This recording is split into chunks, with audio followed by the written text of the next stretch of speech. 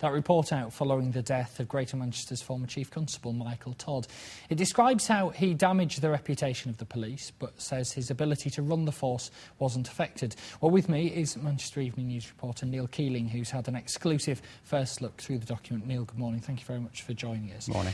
First of all, what are the headline points to come out of this report today? Well, the main point is that the report has concluded that by having a string of affairs, Michael Todd damaged the reputation of British policing. It also says that in having the affairs, he made himself vulnerable potentially to blackmail. However, the affairs did not affect the efficient running of Greater Manchester Police. How much does it dwell on how dangerous a position it is for somebody in Michael Todd's position to be in, to leave yourself open to such things like that?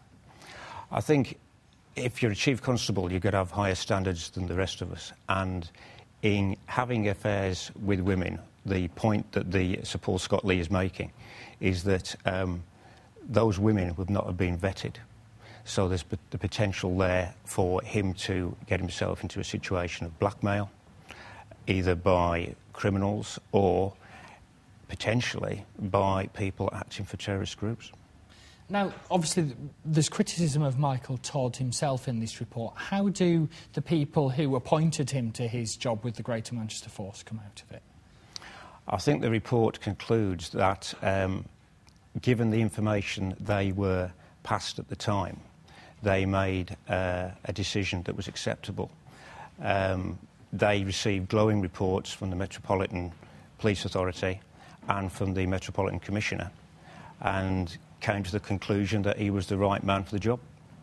It's taken some months to put together these findings. Who will have been spoken to so that these conclusions could have been reached? The team will have spoken to Michael Todd's command team, and they will have spoken to staff throughout the force, both past and present. I mean, there were some people who took part in the report for the coroner for the inquest. Not all of them could be compelled to take part in this inquiry, though, could they? That's true. It wasn't a criminal investigation. Therefore, Sir Paul's team did not have the power to make people give him statements. It was all on a voluntary basis, which I suppose you could argue was a weakness of the investigation.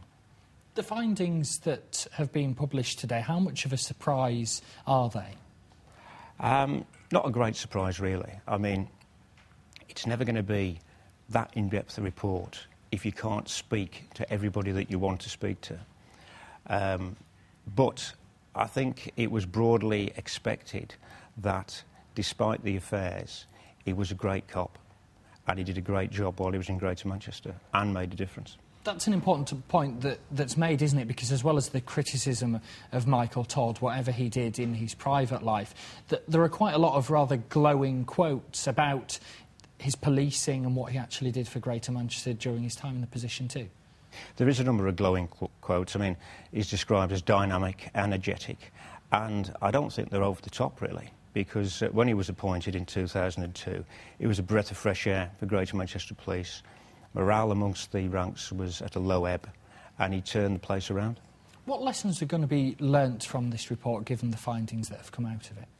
I think one lesson is that no matter how high your rank, police officers, like the rest of us, will have low times in their lives and need help and need support.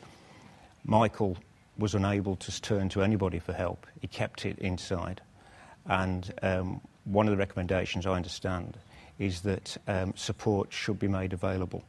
Also, I understand that police officers have to move from one part of the country to another to get top jobs, and they need support when they have to move geographically. I know this morning the new Chief Constable, Peter Farhe's put out a statement saying now's the time to be getting on with the job of policing.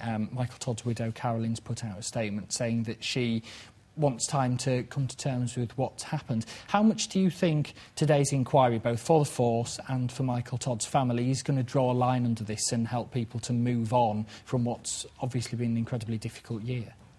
Well, Michael Todd's family have really been through the mill three times. First of all, there was the tragedy itself in March last year. Then Carolyn and the children had to go through the inquest in October, and now the full glare of publicity is back on them again with today's report. I do think that today is final closure for Michael Todd.